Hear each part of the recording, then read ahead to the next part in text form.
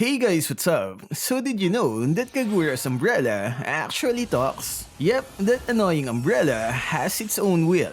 To know how that happened, let's first go back a few hundred years ago. This happened within the Acadia Riverlands, and as most of you guys know, the Acadia Riverlands is pretty much the territory of the Great Dragon.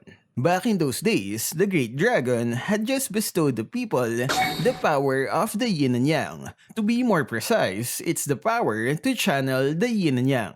The people who were able to wield this power on a high level were called Onmyoji Master. And the first ever to become an Onmyoji Master was actually one of the disciples of the Great Dragon named Seimei. Sounds familiar, right? The Seimei umbrella. So is Kagura's umbrella the first ever Onmyoji Master and also an ancient disciple of the Great Dragon? Well, it's not that simple. There were many legends surrounding Seimei back then. By the way, if you're wondering, Seimei is a guy. Seimei was said to be so powerful that he could control the spirits and even bring back the dead to life. Kinda thinking of the item immortality right now. There were also legends that he had followed the Great Dragon to the Dragon Altar and learned the greatest of the yin-yang arts. It was also said that Seimei assisted the first ever Akakage in sealing the demonic Hanekage. Akakage, by the way, is pretty much like a Hokage, a position that Hayabusa is currently aiming for. And the Hanekage is a demon that came from a forbidden jutsu used by the house of Akakage.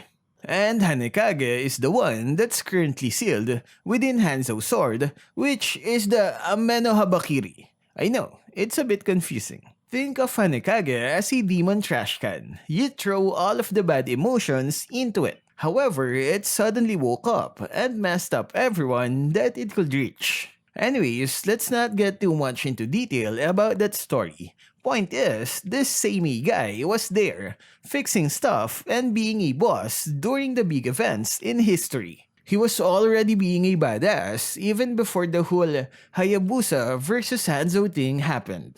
Some legends even say that he still lives up to this day through the use of some ancient yin-yang arts. They didn't specifically say how this badass died though, but when he passed away, he left a precious legacy to his descendants. And that is an umbrella.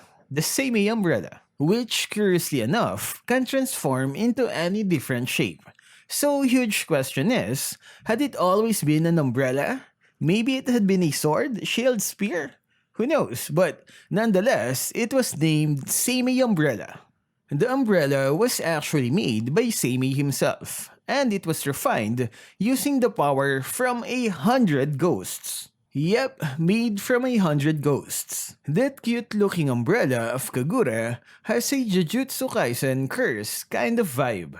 So the umbrella isn't Seimei himself, but the consciousness of 100 ghosts melded into one. It's believed that the umbrella had developed its very own life and wisdom. Kinda creepy. A sentient umbrella.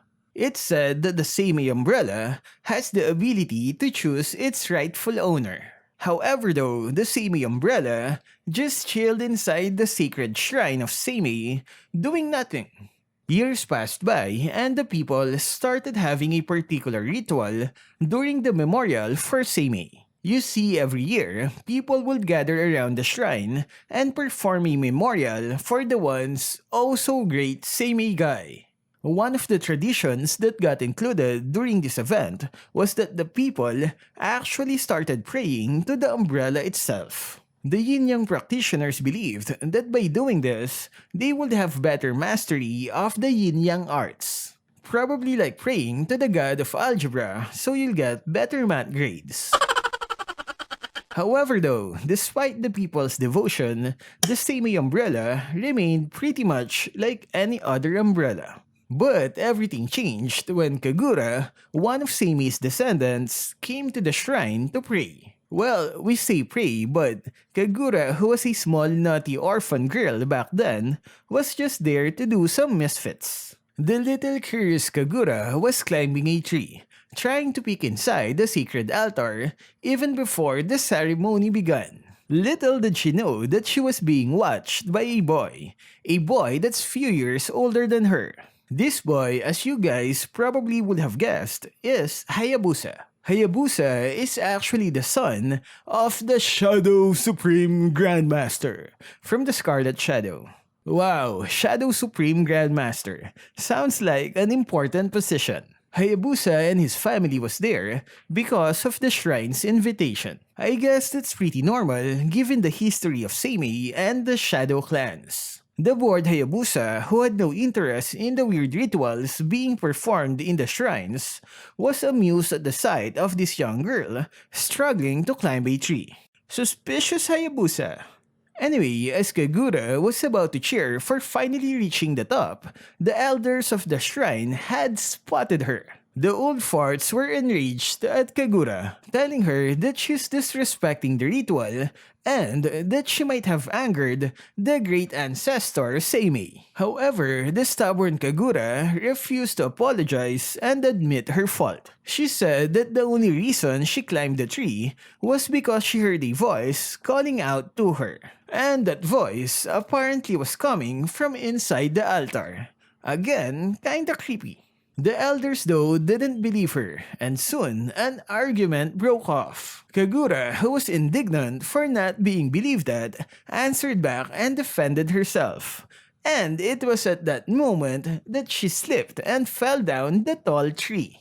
Our boy Hayabusa, watching everything that had happened, quickly rushed towards the tree using his ninjutsu. He caught Kagura by her waist at midair, and as they were falling, a large umbrella suddenly bloomed above them, its handle just above their heads, as if extending its hands towards the two. Kagura and Hayabusa took hold of the umbrella handle at the same time, and they floated down slowly like a dandelion tuft drifting towards the ground.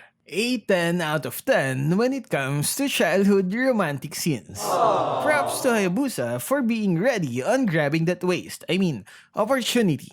So boys, if you want to have the same thing, learn ninjutsu first. Anyways, everyone was shocked. Not because they saw a top-tier anime romantic experience where flowers were blowing everywhere as the two floated down, but because it was the freaking Seimei umbrella. The mysterious, magical yin-yang legacy umbrella left by the great ancestor on Myoji Master, the big boss himself, Seimei. The crowd was dead silent at what had happened. Everyone there knew of the Seimei umbrella. As the two gently landed on the ground, Kagura looked at the umbrella and said, "So, it was you who were calling for me." Yes, I know. Sorry guys, but I can't do a girl voice. Anyway, soon enough, the news had spread throughout the Cadia Riverlands. A miracle! The Seimei umbrella had chosen her owner.